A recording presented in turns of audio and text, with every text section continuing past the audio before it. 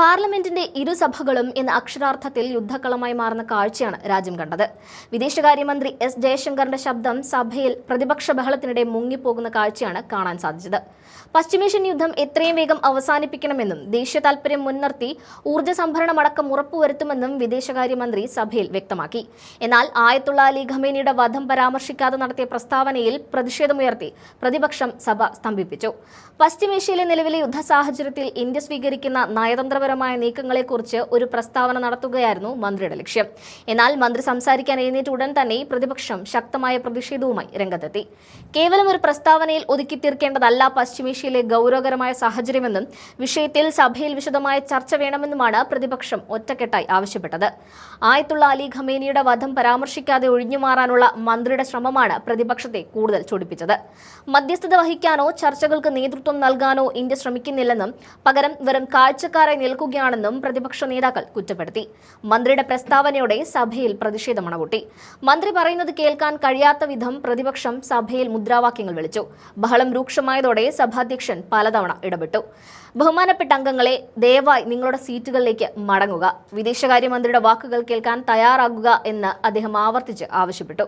വിദേശ രാജ്യങ്ങളുമായുള്ള ബന്ധത്തെ ബാധിക്കുന്ന വിഷയമായതിനാൽ മന്ത്രിയുടെ പ്രസ്താവനയ്ക്ക് പ്രാധാന്യം നൽകണമെന്നും സഭാ നടപടികൾ തടസ്സപ്പെടുത്തരുതെന്നും അധ്യക്ഷൻ കർശന നിർദ്ദേശം നൽകി. എന്നാൽ സഭാധ്യക്ഷൻ നൽകിയ താക്കീതിനെ ചെവിക്കൊള്ളാതെ പ്രതിപക്ഷ അംഗങ്ങൾ മുദ്രാവാക്യങ്ങൾ ഉച്ചത്തിൽ വിളിച്ചുകൊണ്ട് പ്രതിഷേധം അറിയിച്ചു. അന്താരാഷ്ട്ര തലത്തിൽ ഇന്ത്യ പാരമ്പര്യമായി പുലർത്തിവന്ന സമാധാന നിലപാടുകളിൽ നിന്ന് നരേന്ദ്രമോദി സർക്കാർ പിന്നോട്ട് പോകുന്നുവെന്നാണ് പ്രതിപക്ഷത്തിന്റെ ആരോപണം. യുദ്ധം അവസാനിപ്പിക്കാൻ ക്രിയാത്മകമായ എന്ത് നടപടിയാണ് എടുത്തതെന്ന പ്രതിപക്ഷത്തിന്റെ ചോദ്യങ്ങൾക്ക് വ്യക്തമായ മറുപടി നൽകാൻ വിദേശകാര്യമന്ത്രിക്ക് സാധിച്ചില്ല. ഇറാനുമായുള്ള ബന്ധം തകരാൻ കാരണം സർക്കാരിന്റെ ഏകപക്ഷീയമായ നിലപാടുകളാണെന്ന് പ്രതിപക്ഷം സഭയിൽ ചൂണ്ടിക്കാട്ടി. ആയത്തുള്ള അലി ഖമേനിയുടെ വധം പരാമർശിക്കാതെ സർക്കാർ നടത്തിയ ഒളിച്ചുകളി വലിയ വിമർശനങ്ങൾക്കാണ് വഴിതെളിച്ചത്.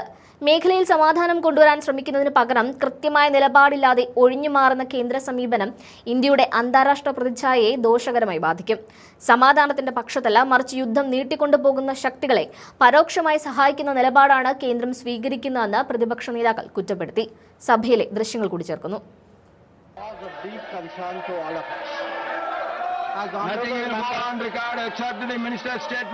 As honorable members are aware, this round of conflict started on 28 February 2026. It has witnessed not only fighting between Israel and the United States on one side and Iran on the other, but also attacks on a number of Gulf states. There have been numerous casualties, including at the leadership level in Iran, as well as destruction of infrastructure in the region. At the very outset, government had issued a statement on 28 February expressing its deep concern and urging all sides to exercise restraint, avoid escalation and prioritize the safety of civilians. We believe, and we continue to believe, that dialogue and diplomacy should be pursued to de-escalate tensions and address underlying issues. Sir, it is also imperative that the sovereignty and territorial integrity of all states in the region be respected. Given the gravity of the situation, the Cabinet Committee of Security, CCS, met on 1 March under the chairmanship of the Honorable Prime Minister. It was briefed on the airstrikes in Iran and the subsequent attacks in several Gulf countries. The CCS was concerned over the safety and security of the Indian community in the region. It also focused on the implications for regional security and for economic and commercial activities. The committee was apprised of difficulties faced by Indian travelers transiting the region and by students appearing for scheduled examinations in these countries. It directed all concerned ministries and departments to take appropriate measures to respond to these problems. Honorable Prime Minister continues to closely monitor emerging developments and relevant ministries are coordinating to ensure effective responses. Sir, the conflict has continued to intensify and the security situation in the region has deteriorated significantly. We have noted that, in fact, the conflict has spread to other nations with mounting destruction and death. Normal life and economic activities in the entire region are visibly affected and in some cases have come to a halt. We therefore reiterated our call on 3 March for dialogue and diplomacy and spoke up for an early end to the conflict. I am confident, Chairman Sir, that the House joins me in expressing our sorrow at the loss of lives. Honorable Chairman Sir, while any development that negatively impacts peace and security in the world is deeply troubling, this ongoing conflict is an issue of particular concern for India.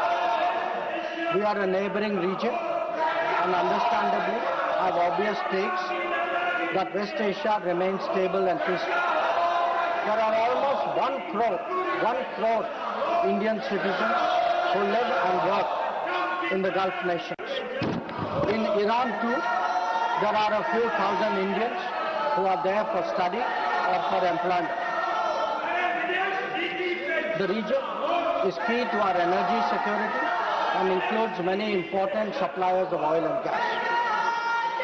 Chairman Sir, the Gulf is also a major trade partner, accounting for almost $200 billion annually.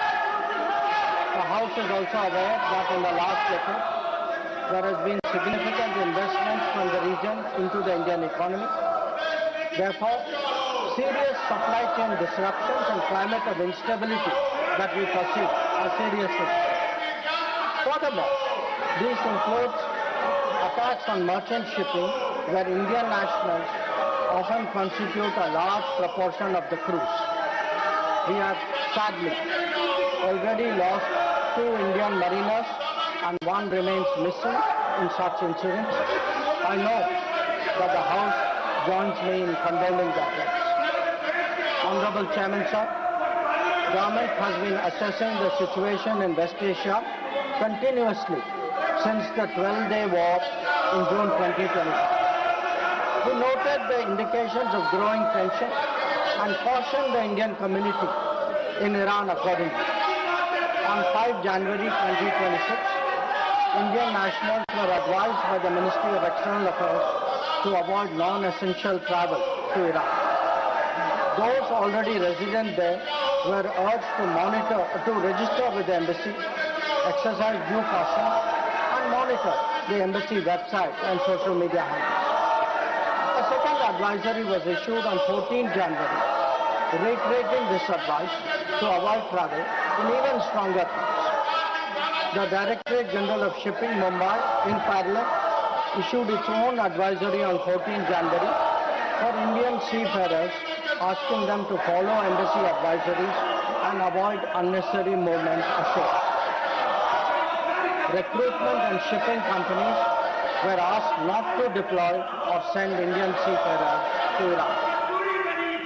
Sir, reflecting our assessment of the evolving situation, the Indian Embassy in Tehran issued another advisory on 14 February urging Indian nationals, including students, pilgrims, business persons and tourists, to leave Iran by all available means of transport, including commercial flights.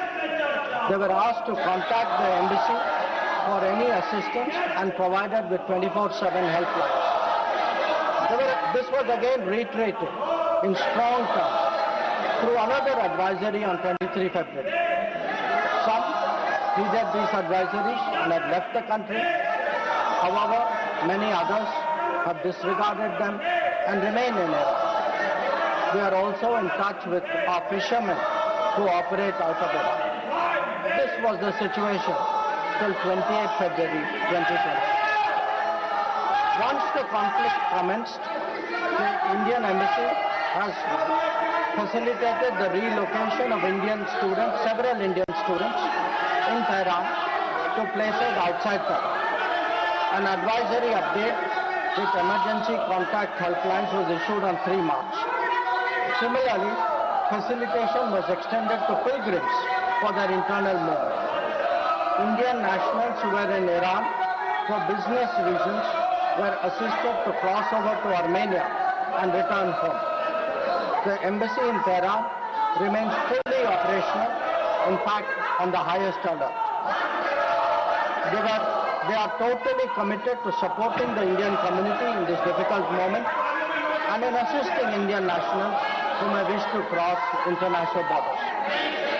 Where seafarers are concerned, the Directorate General of Shipping, through an order of 2nd March, has constituted a quick response team for immediate response, coordination and support functions.